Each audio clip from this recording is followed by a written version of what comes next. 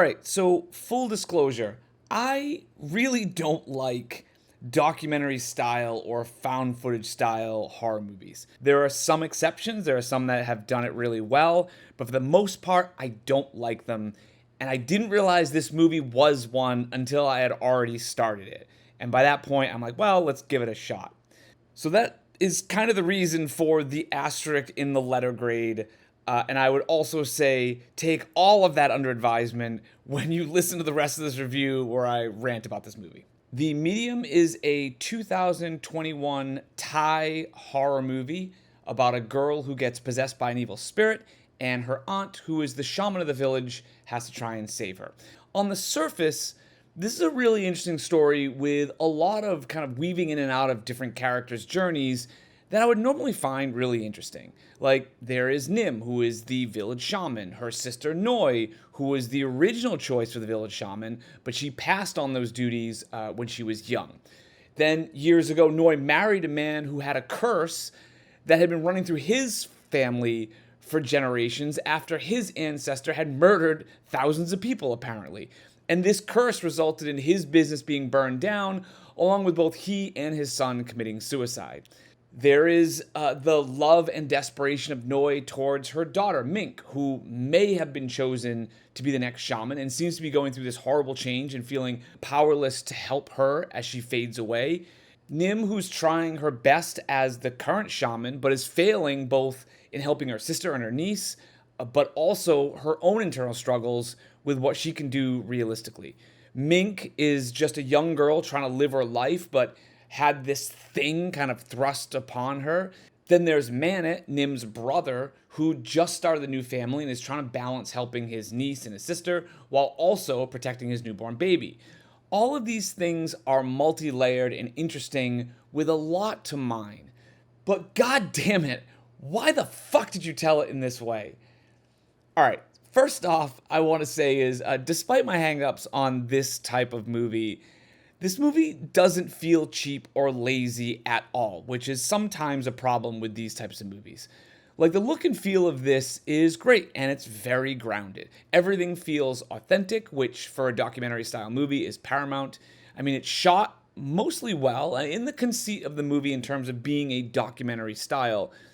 But of course, eventually that does kind of fall apart once things go crazy. Essentially, the movie starts with Nim, and we learn about her day-to-day life as a shaman and how she kind of got that way.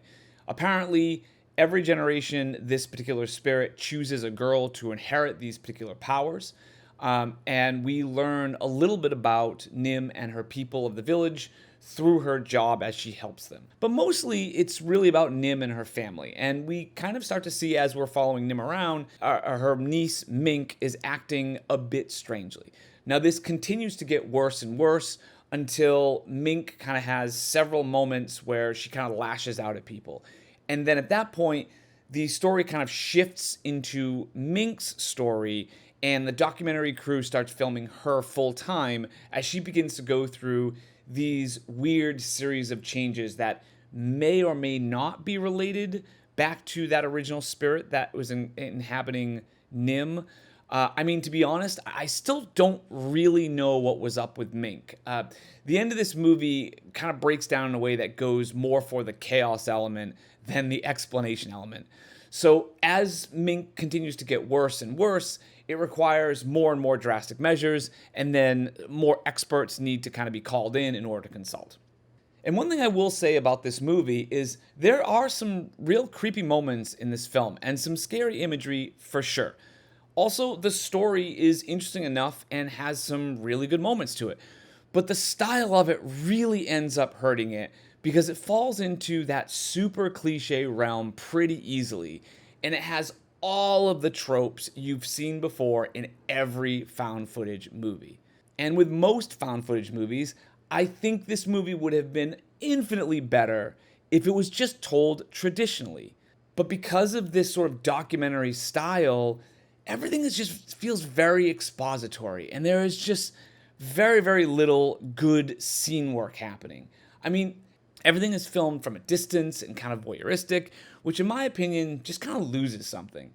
And that's not really a slight on the acting. I mean, the acting is actually really good throughout, with some very nice performances, and in some cases, some touching moments.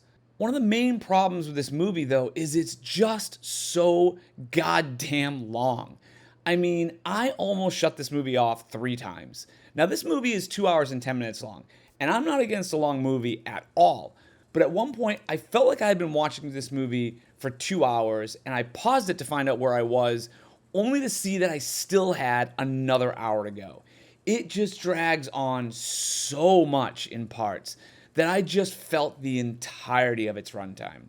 At one point, there is this ceremony in order to try and save Mink from this spirit, and it's told to us that this ceremony is 6 days away. We then flip to security camera footage that they had installed inside the house, and we see what happens every single night during the course of these 6 days. And it's basically the same thing. It's just she gets out, causes a bunch of problems, does a bunch of weird shit, and then we move on to the next day.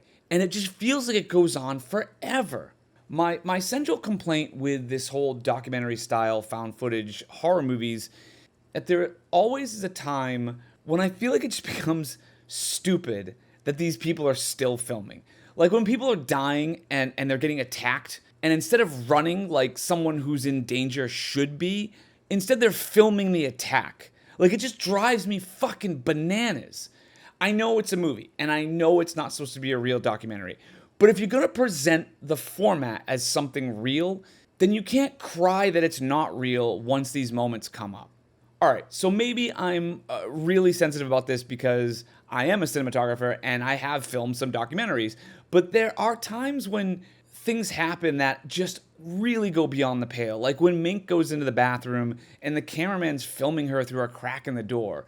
And there's just something about that that is just so inappropriate as a cameraman, period. Like, I don't care what permission you have gotten from this person. I know it's fake, but there's just something about it that I just can't put away. Now, I'm not saying I hate all found footage movies. Like, I found some to be very effective. But it just requires a lot of me to be able to suspend my disbelief. There are only a few movies that I think did this well in my mind. And one of them chose a very different approach, which I always appreciated. I'm surprised that not many other people did this. And that movie is the fantastic Behind the Mask, The Rise of Leslie Vernon, which was probably more of a horror comedy than just a straight up horror. But what I liked about it is when it shifts into the horror part in the last third of the movie, it actually changes the format into a traditional movie. So it goes from a doc into a traditional movie, which I think is the best way to do it because it gives you the best of both worlds. But with this one, as with most found footage movies, once things kind of get crazy at the end, it just becomes absolutely ridiculous. Like, they do this giant ceremony at the end, which is a culmination of several different priests and spirit wranglers and tokens and rituals. It is absolutely insane. It's basically like Mardi Gras, but for the spiritual world. And of course, everything just goes right to shit. I love how no matter what happens to someone, the cameraman always seems to capture it. Like, every time the camera gets attacked in this, which is multiple times, it always seems that the camera falls in a way that captures all of the gore. It's insane. Basically what I'm saying here is, if you've seen movies like The Last Exorcist, Diary of the Dead, Blair Witch, Paranormal Activity, Grave Encounters, then you've probably seen this movie too, just under a different setting. Now, if you haven't seen those other movies, then maybe you could watch this and instead save yourself a bunch of time, because all of those movies are in here. For a found footage movie, it does do those moments fairly well, I suppose. But man, it's overly long and dragged out. And although the performances are good, and it does hit its marks effectively at times, it's really nothing new. So I'd give this movie a D, but with an asterisk, which is, if you like found footage horror movies or documentary style horror movies, you might actually like this because it does have a decent enough story and it does have a setting that is slightly new or slightly different. But for me, I just can't get on board with all of the tropes that are in all found footage movies, and so it was just a slog.